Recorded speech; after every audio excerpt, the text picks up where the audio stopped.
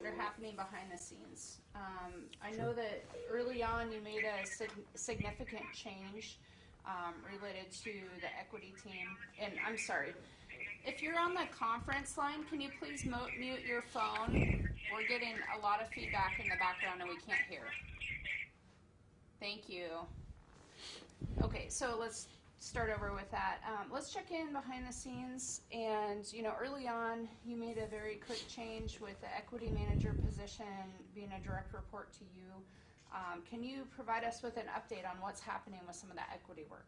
Sure, I'm happy to. The equity team has been working on multiple projects, but one of the things they're working on is an anti-racism training. So this training is set to roll out this winter. It's going to happen several times throughout the year. But I just wanted people to know we're really working hard to also embed equity into our promotion process as well. We have some upcoming lieutenant and sergeant promotions, so we want to make sure that we're incorporating equity into the new leadership that we're bringing on here in the Police Bureau. And that also includes having some community members engaged in that process. Yeah, we frequently have community members who sit as interview panel members. And they take part and give their input during the process too. We're also working on an equity lens training too, and that'll go out to lieutenants and above, and that'll help them as they manage projects and assignments and activities within their division. Make sure they're looking at rolling those out with equity in mind. So why lieutenants and above? Well, I think right now for us, it's important to start with the people who are setting activities. We can roll it out to the sergeant and officer level later. But as we prioritize things, as we look at things from a management perspective, we want to make sure we're doing that with equity in mind. Those are some great initiatives, but that's not all. So there's another exciting training opportunity that's been underway called the ABLE training, and if people aren't aware of that, that stands for Active Bystander for Law Enforcement Training. What can you share about that? Sure. So we have a directive for duty to intervene, and after the George Floyd death, we looked at, the duty to intervene is, something we have in our policy, but we don't really teach people how to do it. Like, what does that look like in the field?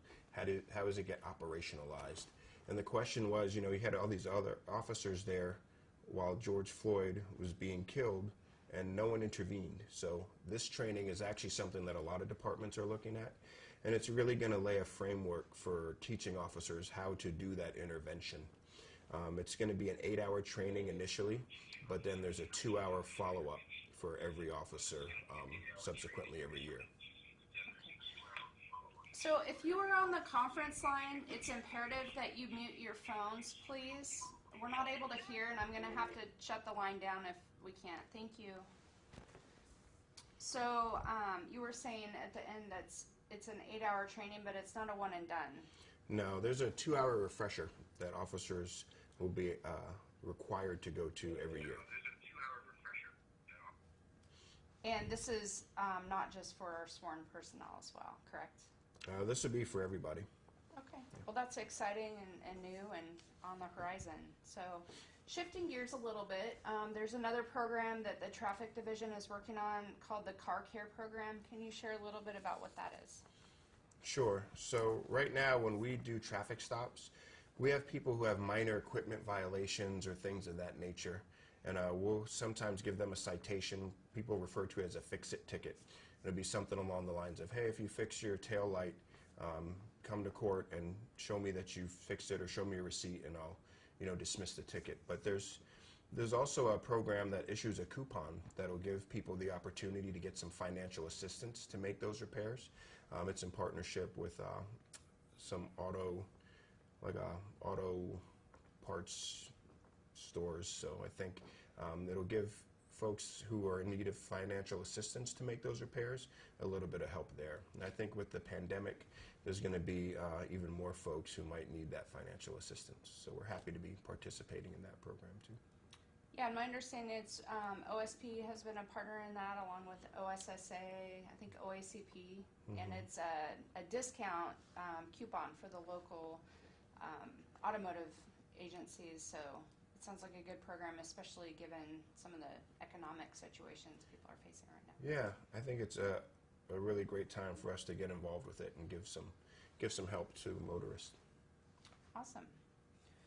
So yesterday, PPB released a staffing video. Can you share your thoughts on that? Sure. There's been a lot of talk about staffing. We've had a lot of retirements. I think 52 maybe in the month of August was the last number I heard. And I wanted to give people kind of a sense of what the staffing picture for the Portland Police Bureau really looked like, how many officers were out in different areas at different times. So I think for us it was important to put this information out to give people a sense of the amount of officers that are working in a given area. We have 616 officers, but there's about 100 of them that are still in trainee status. So it's definitely a lean police department as far as police forces go. But I think it was important to kind of tell that staffing story to the public and give them a sense of what the staffing actually looks like on the street. Okay. Any final thoughts, Chief, before we open it up?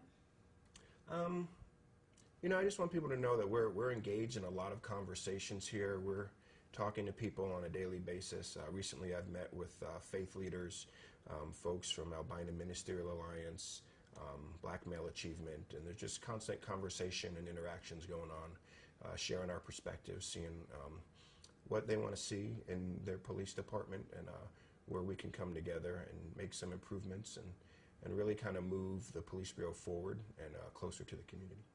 Okay. So we're going to open it up for questions. We are going to keep the questions to the topics at hand, and you know, like the chief mentioned earlier, there's been the majority of the focus lately, and since you've been chief, has been on the civil unrest. Yes. And so today we want to focus on other things. So if you have questions related to any of the topics that we covered, we want to provide that opportunity. So is there anyone on the conference line who has a question for the chief? I know sometimes there's a delay. I'm sorry, can you speak up? This is Maxine from Oregonian. Can you hear me? Hi Max, you're really muffled, but I think we can barely make you out. Go ahead. Okay, sorry about that. I was going to provide the ABLE training. When is that going to be provided, and what does that consist of? Where's the training, the ABLE training, going to be provided, and what does it consist of? I think is what I heard. We're, I'm sorry, it's really muffled. Yeah. Say that again.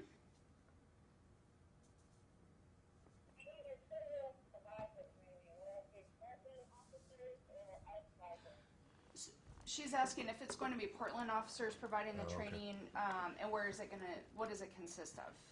So we're going to use a train the trainer model. So we're going to have our officers attend the training and then give the training to Portland officers once they're trained.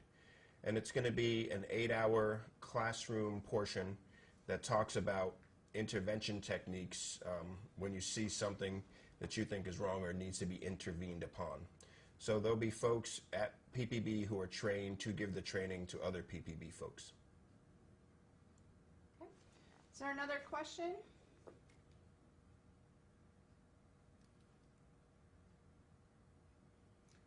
I know sometimes there's a delay with the sound and the mute, so we'll give it a second here.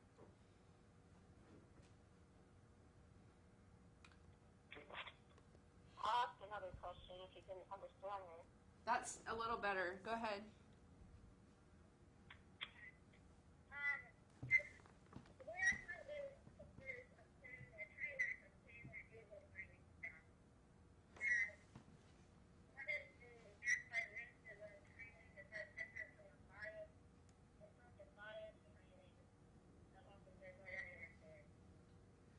Okay, again, I kind of lost it there.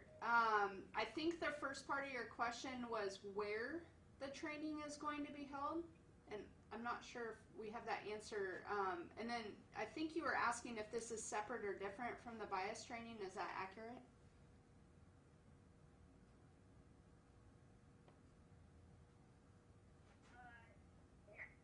Yes. Okay. Do we know where the ABLE training will be held? The train the trainer training, and then if it's different from the bias training we've had. Yeah, I'm not certain where it'll be held. There was some talk because of the pandemic whether we would travel to do it or if it's going to be virtual. But we can find that out and let you know. And I think it is different from the bias training. It's a separate training. I think New Orleans was one of the early agencies to roll it out. But it's separate from the bias awareness training. Any other questions for the chief?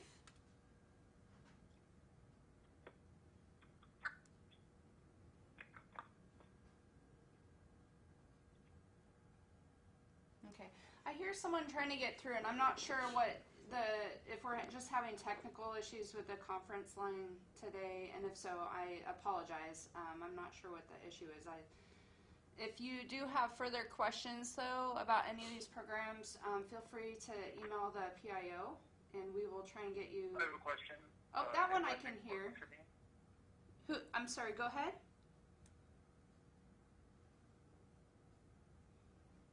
Issues with the conference line today, and so I apologize. I'm not sure what the If you can turn down the YouTube so we can hear you. We're getting a lot of background noise.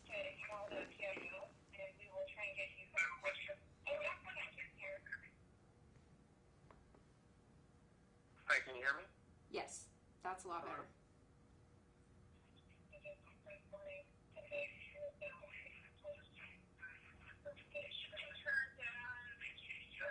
Go ahead with your question. Hello, can you hear me? Yeah, go ahead with your question, please.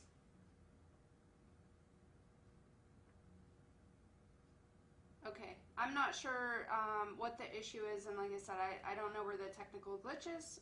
Sometimes that happens. So I'm sorry that the conference line isn't working. But if you do have further questions about any of the initiatives, go ahead and email the PPBPIO